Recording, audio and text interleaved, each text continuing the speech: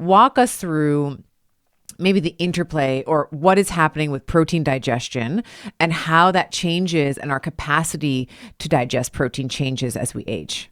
I learned this way back when I was 31 years old. I competed at the Mr. Universe contest. I came out of that contest. I gained 42 pounds of fat and water in 11 weeks. Don't do that at home. And the reason was I was trying to adapt a bodybuilding style diet to a plant-based program. There was no plant-based proteins. It was really, really rough. And so I looked good on the outside, but I was a disaster on the inside. Unfortunately, I met a guy by the name of Dr. Michael O'Brien, learned about enzymes and probiotics. It's like almost 21 to 22 years ago. No one was talking about it then. And I started implementing enzymes, hydrochloric acid, and proteolytic probiotics. And I'm going to explain that in a second, what that is. When I did that, within 6 months, not only did I recapture my physique, but I had a new level of energy and vitality. My hormonal optimization went through the roof. I was like, okay, this is really, really working. And that led me to really focus on what's going on with our digestion in particular, and how does that relate to diet, aesthetics, hormone optimization, satiety, all of those things. And I broke it down into essentially 5 stages. If I was to break them all down, there's like millions of different things happening in digestive, but there's 5 general aspects. Number 1, the taste, touch, sensory element of food. What's interesting, if you go to, say, India and you study Ayurvedic medicine, they believe in eating the food with their hands. And part of that is an electrical aspect, but it's a sensory aspect. So we smell the food, taste food. And if you think about what are the most popular foods in North America, finger foods, pizza, burgers, fries, tapas, we're actually interacting and touching and tasting and feeling, sensing the food. And in order to optimize that state, you need to be in what they call the rest and relax phase of digestion. That's why when you go to a nice restaurant, they're playing soft music, they have a nice lighting, it's very calm and centered, and you're having an enjoyable time in order to set the body up for rest. Now, how many people are doing that with kids and school and career and all that stuff? It's like if they have babies, it's like, the one arm meals. You got one kid on your side and you're on the phone and the other thing, and you're trying to eat something with one arm. Now, you can structure that in a way that's good, but the rest and relax part, like really taking the time out for your food for the sensory experience, sets your body up for the rest of the process. Because if you're in a overly caffeinated, adrenaline, suboptimal, like stress physiology, exactly, which most people today are, then you're already setting yourself up for disruption, and it's going to exacerbate those conditions that we're going to talk about next. Once you masticate the food, which is a fancy name for chewing, your body actually looks at it and says, okay, what enzymes do I need to break down this food? And it starts to manufacture in those liver, and either they'll release it in the pancreas or the gallbladder later on. That's not actually how we were naturally made for digestion. We're the only species on the planet that cooks its foods, radiates the food, pasteurizes the food. And what does that do? It destroys the natural enzymes, microbes, and bacteria that might be present in that food in a way to eliminate the food, to store it for longer periods of time, so it has shelf space, etc. Now, I'm not against all of the modern elements that allows us to store food or to cook food or any of that sort of stuff. What I can say, though, is we're robbing an element that most nutritionists don't ever address, and that is the enzymes in bacteria cultures that would normally be present in that food have been eliminated. And so we've altered the digestive process of humanity throughout all of history. And that's a big awareness factor. Like if I'm a tiger, I eat my zebra raw. If I'm a bear, I eat my salmon and my blueberries raw. If I'm a horse or a cow, I eat the grass or the hay raw. And so there was a whole raw food movement. I did that for 2 years to explore the avenues of that. And it's a great way to live, except you don't have a social life because you're the weirdest person in every room all the time. And it becomes very difficult to do that. So what can a person do? Because in that when the food travels down the esophagus into the stomach, it's divided into two categories. The first half is the first 30 to 60 minutes of digestion, where it's in the upper cardiac portion of the stomach. This is where the enzymes present in the food is supposed to start breaking down, especially key amino acids and some of the simple sugars. The next part that happens, this would be the third phase, is where hydrochloric acid is then released 30 to 60 minutes after you begin digestion. Now, hydrochloric acid has two distinct functions. One, it is a substance that will kill bacteria, microbes, viruses, bugs that might be on food, etc. So it's your first stage of your immune system. And keep in mind, like when you eat food, and this is a big concept that people don't get, they think that it just automatically goes into the system, but it has to go through this digestive process. It's a single canal from your mouth to your butt. So the food's in that canal, but it's not in your cells. It's not in your tissues. It's not in your bones. It's not in your muscles. It's not in your blood. It has to go through this process. And if any element of this is disrupted, then you're going to experience digestion. I'll talk about the symptoms. The hydrochloric acid serves a second part, and that is it changes the pH of your food from either an alkaline or slightly acidic element to a higher and higher level of acidity. That deactivates some enzymes and activates others, which are pH sensitive. Okay. So for example, if you look at the proteases, an enzyme family that breaks down protein, you'll see on a really good enzyme formulation, it'll have like 6.0, 4.5, and 3.0.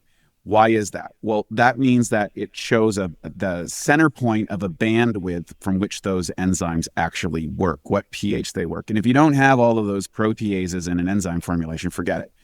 It's not going to work. And I'll talk about enzymes in a minute. The next phase, you release what's called, as it enters out of the stomach into the intestinal tract, your body releases what's called bicarbonate minerals. It's a fancy name for alkaline minerals, so magnesium, calcium, et cetera, like that, which buffers the acids that would damage your intestinal tract. So you only have this hydrochloric acid in your stomach for a short period of time during that, initial stages of digestion. And then it has to be buffered. Otherwise, you'll end up with a duodenal ulcer or something like that if that food leaks in. And that happens to some people, which is a serious, serious condition. If you have like hyperacidity or you have an H. pylori infection, for example, which is a lot of acid reflux and heartburn issues, before it gets into the intestinal tract. Now, here's where the magic happens in your intestinal tract, which the market is now starting to understand, but they're here in this fourth stage, and they haven't even talked about the three stages. So you hear all of these things about your microbiome, probiotics, suboptimal bacteria, etc. Basically, it works like this. The microbiome is the collection of all the bacteria in your intestinal tract. I would say 10% of them are really good, 10% of them are really bad, and 80% are kind of like opportunists. Based on what you're eating, they will grow and respond, or they will reduce and kind of go dormant until things change with your diet. So if you make a dietary change, oftentimes there's 3 to 4 weeks before your microbiome gets used to, and that's really the changing of that microbiome. And then the final stage is the removal of all that, which is your waste, which is, if you have problems there, you're going to either get constipation or diarrhea, one of the two. Okay, it's because you have a suboptimal excavation. That's all controlled through what's called peristaltic movement. Smooth muscle contraction that goes through the entire digestion system. And if that's working properly, you eat, you go to the bathroom regularly, you don't feel gassy, you don't feel bloated, you don't have heart pain, you don't have that little poofy feeling over top of your jeans after you eat and go, what the hell happened last night? So let's break down what are the symptoms to understand and what is some way to figure out if you're having that challenge, especially if you just go from one side and you start increasing protein. Number one, you probably don't have the proteolytic enzymes inside your digestion to start. And a lot of people, if they just take a few caps of a really good proteolytic, I would say multi-strain enzyme. So what I mean by that is protease break down protein, amylase enzymes break down carbohydrates, lipase enzymes break down fats, and cellulase enzymes break down fiber. So depending on your style of diet, for example, if you're on a keto style diet where you're having very low vegetable matter, you probably don't need to really address the cellulose issue, right? You're just not eating a lot of plants. If you're on, say, a more vegetarian or plant-centered diet, probably a little bit of cellulase in your diet would also be helpful.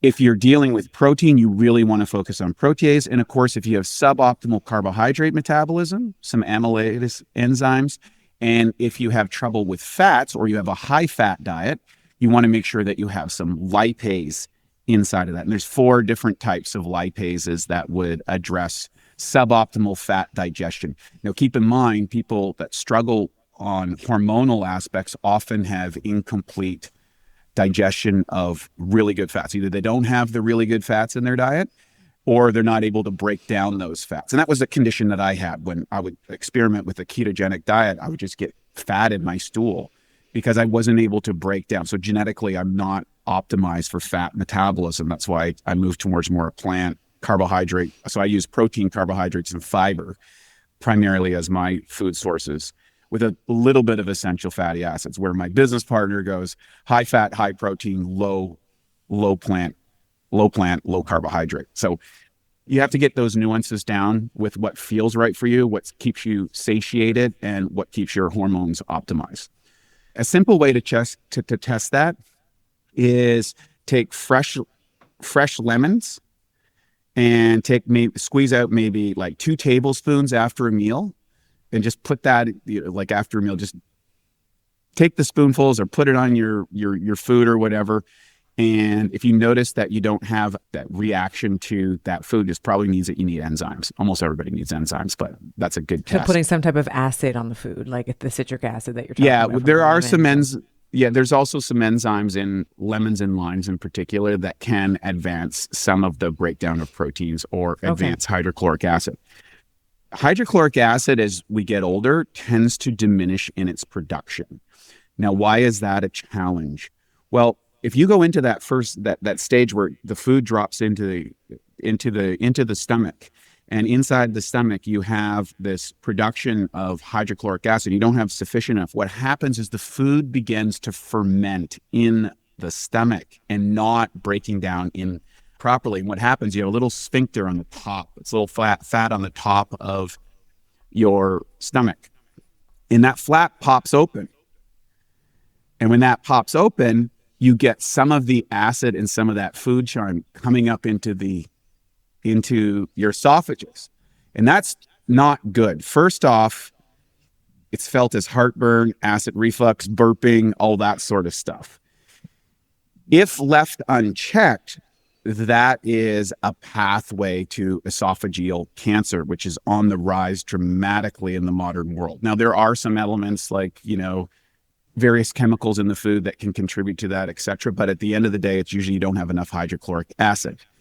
And you can test this. Simple way to test this is just take 4 ounces of water. It's like a little cup.